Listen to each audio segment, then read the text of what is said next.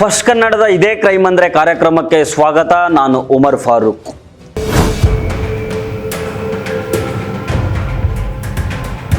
ಮಂಗಳೂರಿನಲ್ಲಿ ಮತ್ತೊಬ್ಬ ಮನ್ಮಥನ ಅಸಲಿ ಆಟ ಬಯಲಾಗಿದೆ. ಪ್ರೀತಿ ಅನ್ನೋ ಪದವನ್ನೇ ಬಂಡವಾಳ ಮಾಡಿಕೊಂಡಿದ್ದ ಕಾಮುಕನೊಬ್ಬನ ಮುಖವಾಡ ಕಳಚಿ ಬಿದ್ದಿದೆ. ಮ್ಯಾಟ್ರಿಮೋನಿ ವಂಚನಾ ಪ್ರಕರಣ ಮಾಸುವ ಮುನ್ನವೇ ಮಂಗಳೂರಿನಲ್ಲಿ ಮತ್ತೊಂದು ಶಾಕಿಂಗ್ ಕೇಸ್ ಸದ್ದು ಮಾಡ್ತಾ ಇದೆ. ಇವನ ಹೆಸರು ಮನೀಶ್ ಅಂತ, ಬಜ್ಪೆಯ ನಿವಾಸಿ. ಮುಗ್ಧ ಹುಡುಗಿಯರನ್ನ ಪ್ರೀತಿಯ ಬಲೆಯಲ್ಲಿ ಸಿಲುಕಿಸಿ ಹಣ ಪೀಕೋದ್ರಲ್ಲಿ ನಿಸ್ಸೀಮ ಇವನು. ಈತನ ಕಪಟ ಪ್ರೇಮದಾಟವನ್ನ ಕಾಮದಾಟವನ್ನ ಈಗ ಸ್ವತಃ ಹೆಂಡತಿಯೇ ಬಯಲು ಮಾಡಿದ್ದಾಳೆ.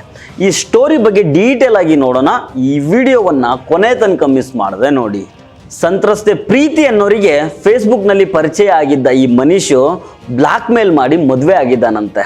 ಮದುವೆಗೆ 3 ದಿನ ಇರುವಾಗ ನನ್ನ ಹತ್ರ ಹಣ ಇಲ್ಲ ಅಂತ ಆತ್ಮಹತ್ಯೆ ನಾಟಕ ಕೂಡ ಆಡಿದ್ದ.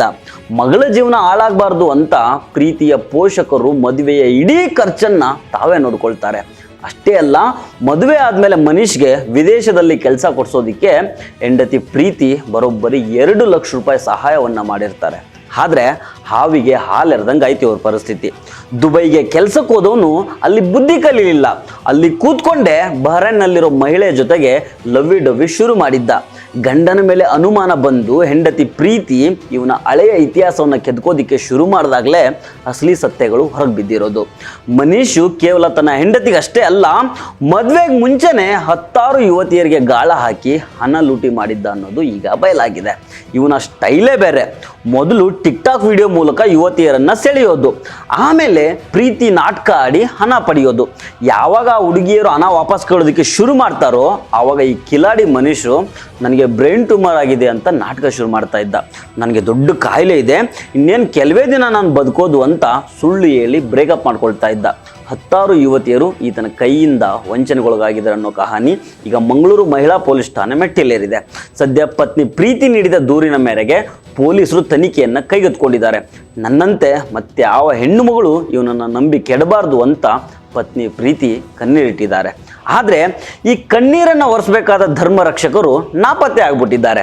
ದಕ್ಷಿಣ ಕನ್ನಡ ಜಿಲ್ಲೆ ಆಗಿದ್ದರಿಂದ ಈ ಮಾತು ಹೇಳ್ತಾ ಇದ್ದೀನಿ. ಬೇರೆ ಜಿಲ್ಲೆ ಆಗಿದ್ದಿದ್ರೆ ನಾನು ಇಂತಹ ಮಾತುಗಳನ್ನು ಆಡೋ ಪ್ರಮೇಯವೇ ಬರ್ತಿರ್ಲಿಲ್ಲ. ಯಾಕಂದ್ರೆ ರೀಸೆಂಟ್ ಆಗಿ ದಕ್ಷಿಣ ಕನ್ನಡ ಜಿಲ್ಲೆಯಲ್ಲಿ ವೈಶಾಲಿ ಅನ್ನೋ ಯುವತಿ ಕೇರಳದ ಮುಸ್ಲಿಂ ಯುವಕನನ್ನ ಪ್ರೀತಿ ಮಾಡಿ ನಾನು ಅವನನ್ನೇ ಮದುವೆ ಆಗ್ತೀನಿ ಅಂತ ಆತನ ಜೊತೆಗೆ ಹೋದ್ಲು. ಇಲ್ಲಿ ಆ ಯುವತಿ ಅವನನ್ನ ಇಷ್ಟಪಟ್ಟು ಹೋದ್ರೂ ಇದನ್ನ ಲವ್ ಜಿಯಾದಂತ ಬಾಯ್ ಬಡ್ಕೊಂಡ್ರು. ಇವಾಗ ಪ್ರೀತಿಗೆ ಆದ ಅನ್ಯಾಯ ಕಂಡು ತೆಪ್ಪಗಾಗಿದ್ದಾರೆ. ಯಾಕಂದ್ರೆ ಇಲ್ಲಿ ಮೋಸಗಾರ ಮುಸ್ಲಿಂ ಅಲ್ವಲ್ಲ. ಒಂದ್ ವೇಳೆ ಮನೀಶ್ ಜಾಗದಲ್ಲಿ ಮೋಮಿನ್ ಅಂತ ಇದ್ದಿದ್ರೆ ಕೆಲವರ ಚೀರಾಟ, ಹಾರಾಟ, ಆರ್ಭಟ ನೋಡ್ಬೇಕಾಗಿತ್ತು. ಅದಕ್ಕೆ ಹೇಳೋದು, ಇವರ ಧರ್ಮ ರಕ್ಷಣೆ ಏನಿದ್ರು ಸೆಲೆಕ್ಟಿವ್ ಮಾತ್ರ. ಈ ಧರ್ಮ ರಕ್ಷಕರು ಮೋಸಗಾರನ ಧರ್ಮವನ್ನು ನೋಡಿ ಆ ಮೋಸದ ತೀವ್ರತೆಯನ್ನು ಅಳಿತಾರ ವಿನಃ ಮೋಸ ಹೋದವರ ನೋವು ಇವರಿಗೆ ಬೇಕಾಗಿಲ್ಲ. ವೈಶಾಲಿ ಮುಸ್ಲಿಂ ಹುಡುಗನ ಜೊತೆ ಹೋಗಿದ್ದಕ್ಕೆ ಬಾಯಿ ಬಡ್ಕೊಂಡಿರೋರು ಇತ್ತೀಚೆಗೆ ಆದ ಪುತ್ತೂರಿನ ಕೇಸ್ ಬಗ್ಗೆ ಬಾಯಿ ಬಿಡ್ಲೇ ಇಲ್ಲ. ಯಾಕಂದ್ರೆ ಅಲ್ಲಿ ಮೋಸ ಮಾಡಿದವನು ಬಿಜೆಪಿ ಲೀಡರ್ ಮಗ, ಹೆಸರು ಕೃಷ್ಣರಾವ್. ಈತನ ತಂದೆ ಜಗನ್ನಿವಾಸ್ ರಾವ್ ಪುತ್ತೂರಿನಲ್ಲಿ ಬಿಜೆಪಿ ಲೀಡರ್ ಇವರು. ಈ ಕೃಷ್ಣರಾವ್ ತನ್ನ ಕ್ಲಾಸ್ಮೇಟ್ ಹುಡುಗಿಯನ್ನ ಪ್ರೀತಿ ಮಾಡ್ದ, ಮದುವೆ ಆಗ್ತೀನಿ ಅಂತ ಲೈಂಗಿಕವಾಗಿ ಬಳಸ್ಕೊಂಡ. ಆ ಯುವತಿ ಗರ್ಭಿಣಿ ಆದ್ಲು. ಈ ಕೃಷ್ಣರಾವ್ ಆಮೇಲೆ ನಾನಾಕ ಅವಳನ್ನ ಮದುವೆ ಆಗ್ಬೇಕು ಅಂತ ಎಸ್ಕೇಪ್ ಆಗ್ಬಿಟ್ಟ. ಈಗ ಯುವತಿಗೆ ಮಗು ಆಗಿದೆ, ಆದರೆ ಆ ಯುವತಿಗೆ ಮದುವೆ ಆಗಲಿಲ್ಲ. ಮಗು ಜೊತೆ ತಂದೆ ಕೂಡ ಇಲ್ಲ. ಇಷ್ಟೊಂದು ಘೋರಾತಿ ಘೋರೆ ಅನ್ಯಾಯ ಆದ್ರೂ ಧರ್ಮ ರಕ್ಷಕರು ಅನಿಸ್ಕೊಂಡಿರೋರು ಸುದ್ದಿಗೆ ಬರಲೇ ಇಲ್ಲ. ಇಲ್ಲಿ ಹಿಂದೂ ಹೆಣ್ಣುಮಗಳಿಗೆ ಅನ್ಯಾಯ ಆಗಿದೆ, ನ್ಯಾಯ ಕೊಡಿಸ್ಬೇಕು ಅಂತ ಯಾವನೊಬ್ಬನೂ ಮನಸ್ಸು ಮಾಡಲಿಲ್ಲ. ಇದು ಧರ್ಮ ರಕ್ಷಕರ ಬೂಟಾಟಿಕೆ. ಈ ಮೊದಲು ಸೈನಡ್ ಮೋಹನ್ ಕೇಸಲ್ಲೂ ಕೂಡ ಇದೇ ರೀತಿ ಆಗಿತ್ತು.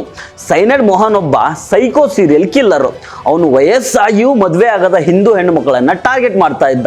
ಮದುವೆ ಆಗೋ ನಾಟಕ ಮಾಡಿ ಅವ್ರನ್ನ ಓಡಿಸ್ಕೊಂಡೋಗಿ ಎಲ್ಲೋ ಒಂದ್ ಕಡೆ ಅವ್ರನ್ನ ಲೈಂಗಿಕವಾಗಿ ಬಳಸ್ಕೊಂಡು ಆಮೇಲೆ ಅವ್ರಿಗೆ ಸೈನಡ್ ಕೊಟ್ಟು ಸಾಯಿಸ್ತಾ ಇದ್ದ. ಇವನಿಂದ ಸಾಲಾಗಿ ಯುವತಿಯರು ಕಣ್ಮರೆ ಆದಾಗ ಆಗ್ಲೂ ಈ ಧರ್ಮ ರಕ್ಷಕರು ರೊಚ್ಚಿಗೆದ್ದು ಬಿಟ್ಟಿದ್ರು. ಮುಸ್ಲಿಮರು ಹಿಂದೂ ಯುವತಿಯರನ್ನ ಆರಿಸ್ಕೊಂಡು ಹೋಗ್ತಾ ಇದ್ದಾರೆ, ಇದ್ದಾರೆ, ಜಿಹಾದ್ ಮಾಡ್ತಾ ಇದ್ದಾರೆ ಅಂತ ದೊಡ್ಡ ದೊಡ್ಡ ಭಾಷಣಗಳನ್ನು ಮಾಡಿದ್ರು, ಪ್ರೊಟೆಸ್ಟ್ ಕೂಡ ಮಾಡಿದ್ರು. ಆಮೇಲೆ ಇದೆಲ್ಲ ಮಾಡ್ತಾ ಇದ್ದಿದ್ದು ಸೈನೈಡ್ ಮೋಹನ್ ಅನ್ನೋ ಹೆಸರು ಬಂದಾಗ ಜಿಹಾದ್ ಮಣ್ಣಾಗಿತ್ತು, ಧರ್ಮ ರಕ್ಷಕರು ಮಣ್ಣು ತಿಂದವರಂತೆ ಎಸ್ಕೇಪ್ ಆಗ್ಬಿಟ್ರು. ಯಾಕಂದ್ರೆ ಸೈನೈಡ್ ಮೋಹನ್ ಮುಸ್ಲಿಂ ಅಲ್ವಲ್ಲ. ಈಗ ಪ್ರೀತಿ ಅನ್ನೋ ಹಿಂದೂ ಹೆಣ್ಣು ಮಗಳಿಗೆ ಮನೀಶ್ ಎನ್ನುವಾತ ಧೋಖಾ ಮಾಡಿದ್ದಾನೆ, ಬೇರೆ ಯುವತಿಯರಿಗೂ ಮೋಸ ಮಾಡಿದ್ದಾನೆ. ಈ ಕೇಸ್ನಲ್ಲಾದ್ರೂ ಈ ಹಿಂದೂ ಹುಲಿಗಳು ಬೀದಿಗಿಳಿದು ಹೋರಾಟ ಮಾಡ್ತಾರಾ? ಪ್ರೀತಿ ಅನ್ನೋ ಹಿಂದೂ ಯುವತಿಯ ಜೊತೆಗೆ ಅನ್ಯಾಯಕ್ಕೊಳಗಾದ ಬೇರೆ ಬೇರೆ ಯುವತಿಯರಿಗೆ ನ್ಯಾಯ ಕೊಡಿಸ್ತಾರ ಅನ್ನೋದನ್ನ ಕಾದ್ ನೋಡೋಣ.